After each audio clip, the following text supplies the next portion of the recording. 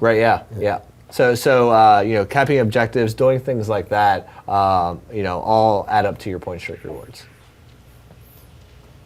Here we are. Now we're going to do a headquarters match. Nice. Headquarters is a classic mode, but this is the one where you both fight over who gets to control it, and then once someone does, the other team has to take it from them. Yes. And the team that owns it does not respawn until they're either all dead or the control point's taken back.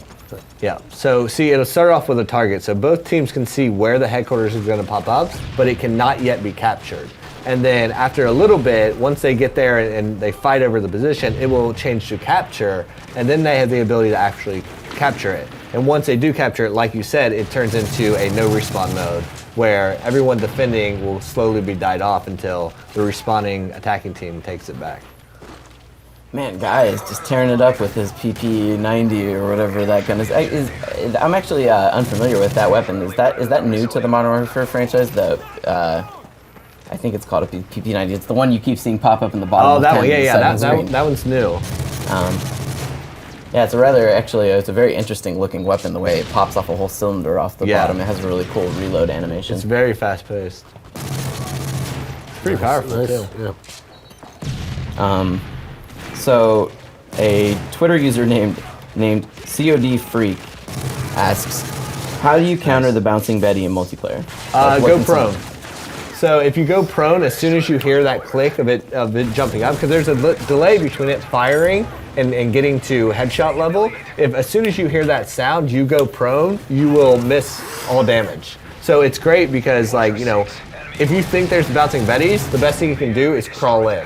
So if you think they're covering a doorway, just crawl in there and deal with it. But obviously, situational is everything. So be listening to that click and then go prone. Obviously, the counter to it, the technical counter in the game is sit rep with perk, because sit rep will show you where all bouncing Bettys are laid, as well as any other enemy equipment.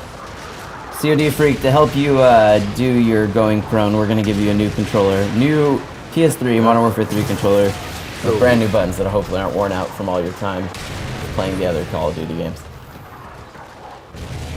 Oh man, someone's tearing it up. Actually, this is someone's actually using the Reaper right now. So you'll see rain destruction. So in their view, they control this red lays on the ground, and that determines where the missile is going to go. Now the players on the ground can actually see that. So if you see your area lit up red, you know a Reaper is aiming at you, and that's your cue to get the fuck out of there or take cover. Though, I mean, the blast radius on it's still pretty big, so... Oh yeah, it's big. You're going to have to move quick, but... Or get in a house, maybe, get inside a building. If you can get underneath something, that's your cue to do it. So the yellow that you're seeing on the screen, that just indicates that they actually are wearing a ballistic vest. Yeah, he's wearing a little bit ballistic of additional vest, protection. Oh man. Nice. Just got a little kill zone right here. Yeah, he does. Nice. That bouncing Betty with the radar thing seems like a great... Oh, I can't believe you didn't get that. A great combination.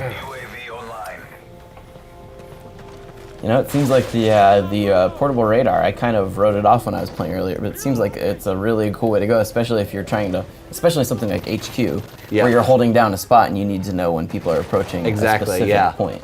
Portable radar is great for putting it on bomb sites. It's great for putting it on flanking routes, so you know when they're coming up behind you. You know what path they're taking, especially in search and destroy. I use it a lot in search and destroy. How is the location of the headquarters determined? Like where it decides to pop up? Is that based on player location on the map at the time, or is obviously it selects from a number of pre-made ones? Exactly. And we try to make it as balanced as possible based on where the two teams are. Math is always the good answer. Yeah. You'll notice once people play it a lot and they learn the predetermined locations, like the very skilled HQ players will send one player to each of those locations to try to have somebody on hand at all times. But that's when you get into the, super hardcore team play. Nice. Yeah, that's a good placement for that turret.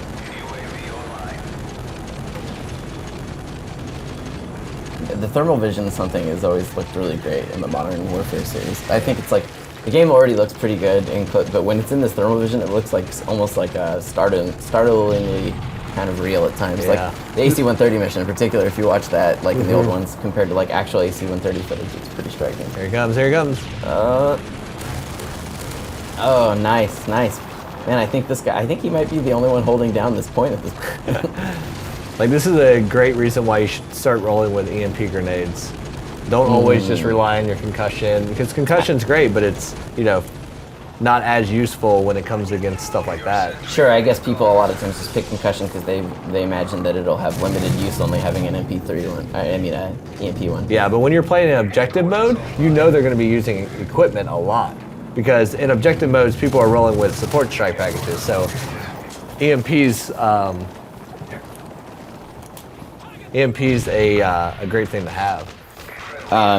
So Twitter user HalalaPP asks, will there be a perk that takes out falling damage? Yeah, I think there's. It should be one of the benefits of one of the pro ones. So we Okay. lost Commando. In Modern Warfare 2, we had the Commando perk, which we removed that from Modern Warfare 3. But we kept the no falling damage on one of the pro perks. Well, HalalaPP, you can try out that perk for yourself, the pro version, when you get a copy of the game, because you're getting a copy of your platform of choice from Modern Warfare 3. Still have 8 left, so if you want to send in your questions, you can send them to twitter.com/IGN. Right there, you see it on the bottom of the screen. Hashtag Modern Warfare 3.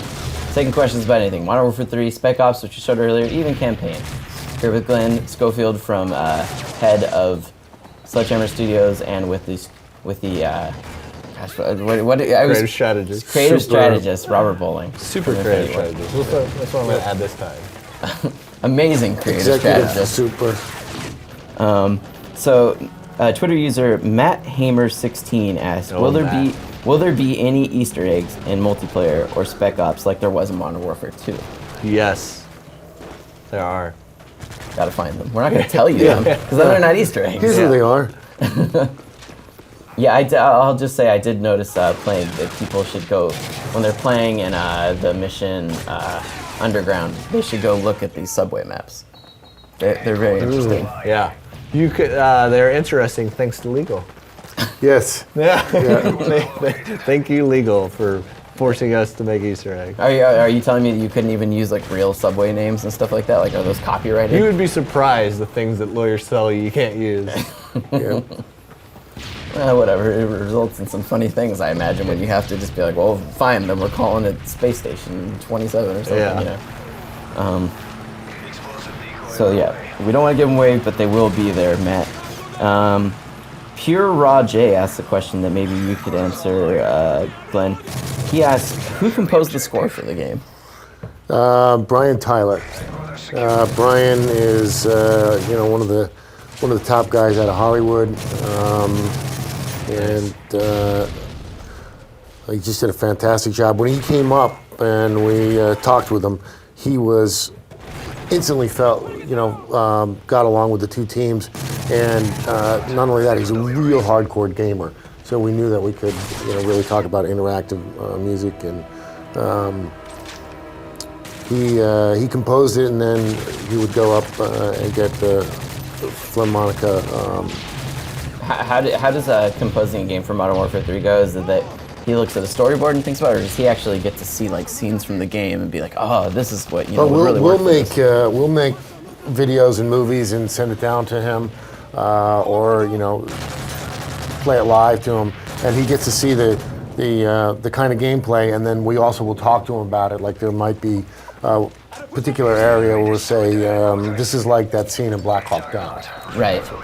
It's interesting to think that you guys played these games early enough that you're playing them without any sort of music whatsoever. Right. That's got to be such a different experience, It's unbelievable. You do a lot Yeah. of temp, just like Yes. we do temp dialogue. We'll do temp music, and we'll find like scores and music that fits the tone of what we're looking for a level, and put that in so it's not completely silent throughout development, and then we'll use that as like a palette for the rest of it. Sometimes we'll hum it through. Here's someone using the Recon Juggernaut. Recon Juggernaut, with a bullet shield. So you see, he has that radar ping coming off him because he has built-in portable radar. And then obviously he's forced with a And riot he shield. can beat people to death with that He riot can beat shield. people. The big cons to the Recon Juggernaut, obviously, you have a lot of resistance to damage, but you're slow moving, you can't go prone, you can't jump, you have a lot of restrictions on your mobility. And But eventually that shield gets pretty hard to see through Yeah. as it gets damaged. oh. Nice. Punched him to death.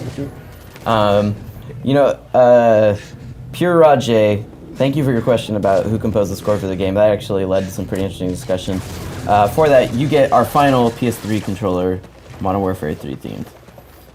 Remember, if you want to enter for a chance to win our limited edition Modern Warfare 3 Xbox 360, you need to go to facebook.com/IGN, like us, become a fan, do all the good things that you do on Facebook. Jacob Tuma asks, was the UMP-45 adjusted to be not as powerful as previously? yes, it's more balanced with all the other weapons in the game, for sure. I mean, it's the starting submachine gun right now, correct? Yeah, and we typically want the starting weapons, especially the weapons we put in default classes, to be, fairly competitive with everything else. Because that's the weapons, we want you to be able to choose one of the default classes for your playstyle and have a fighting chance against anyone else in the game. That's what they're designed to be. Yeah. But yeah, the M45 has definitely been balanced more to the rest of the weapons in the game. Another Twitter question from Stevie McDubs asks, I like how it takes 2 perks to be completely invisible to radar. Are there any other balances like this in Modern Warfare 3? There's a ton. I don't know any specifics I can give.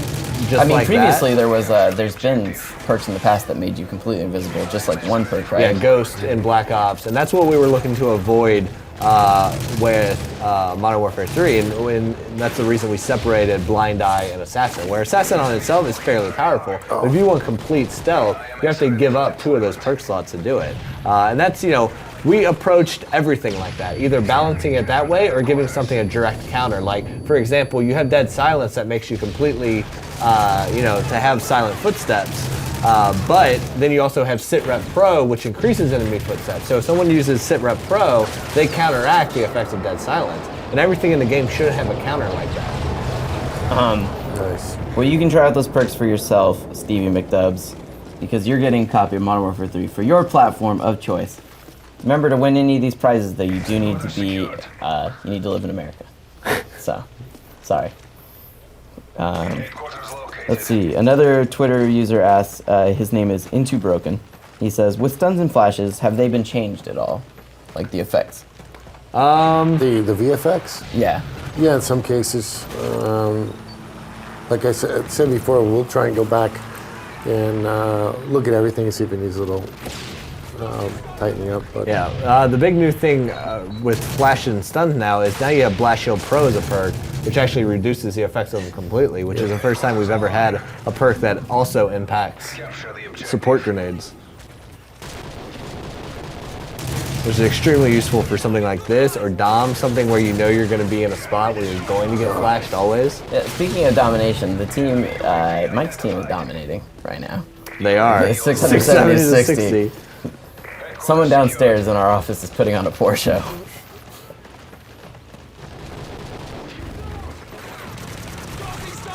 Yeah, again, this is a good level where you can see the verticality. There's that trench way Yes. below. Here's Yes. this raised ground over this whole valley to the right. they're really well. That was a good example of the balancing of the grenade launchers as well. Like, he was a fairly head-on hit with that, and it still only gave him a hit marker. It's a great support tool. It's great if, someone's capping and you want to weaken them before you get there and fire, or someone's already fired on them and you just want to finish them off. Or maybe there's 4 guys and you want to soften them up to have a Right. chance against all of them. But not great to run around as your primary, no. like Man. Mike's currently doing.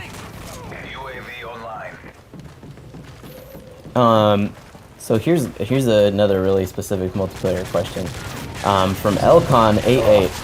He says, if you want to keep the game fast and action-paced, why limit marathon to a set amount of time?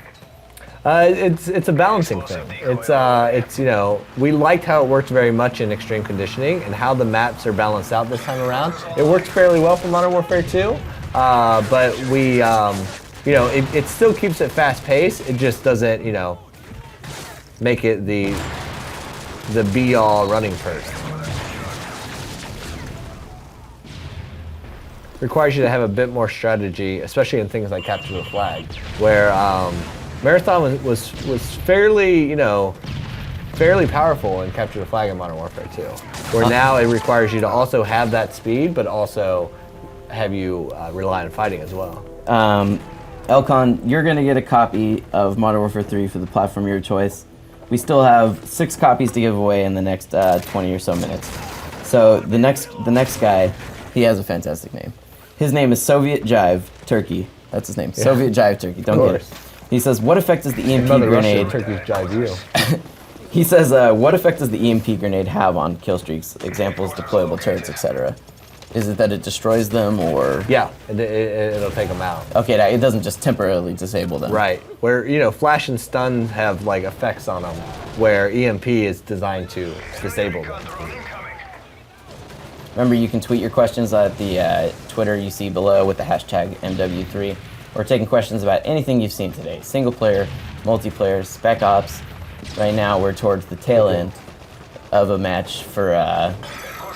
Sorry, I'm spacing with the headquarters. Headquarters, right. So what's he using? XM25? Yeah. So see, now here, when he's aimed in, he has to mark a distance. So if he presses left on the left stick, it will mark the distance in which that grenade will be programmed to explode. So this one explodes in the air? Yes, based on the distance that he marks. Yeah, so it will, if somebody's behind a something, right, it will maybe go a meter past and explode down. So it can basically render cover ineffective. Absolutely. Yes, but you have to manually laze that distance in multiplayer. Something you don't have to do in single player. It's the difference between taking the same weapon that was in single player and rebalancing it so it's not overpowered in multiplayer. Yeah, I imagine that's something that's a challenge, right? Are there many weapons that have been changed between multiplayer and single player? Because in single player, you maybe want the player to feel more empowered than you want them to. Well, they have to check them all. So. Yeah, I'd say every weapon goes through a rebalancing when it comes to multiplayer, in terms of reload speed and weapon damage and all that stuff. So another Twitter question from, his name is I Hate to Sniper, says, in what ways did you change sniping, and what is your opinion on quickscoping? Quickscoping, I personally don't have a problem with quickscoping. Obviously it's in Modern Warfare 3. Because it's one of those things that I'm horrible at. I see a lot of people who are horrible at it, and I've never had a problem taking out a quickscoper personally. I'm fairly good at getting around them. But sniping, the biggest change to sniping overall in Modern Warfare 3 is the options that you have. We have far more options for not only the sniper rifles available to you, but new weapon proficiencies and things you can do with the sniper rifles that we've never had before. Can you give any examples of the sort of weapon proficiencies that you can earn as a sniper? Weapon. I'm just gonna have Mike go to him, but he's in the middle of the match. The new sniper-specific ones. You have move faster, so you can move faster as a sniper, is one of them, and then you have some of the ones that assault shares as well, like reduced kick and things like that. Well, you're gonna hate snipers. Can you load it?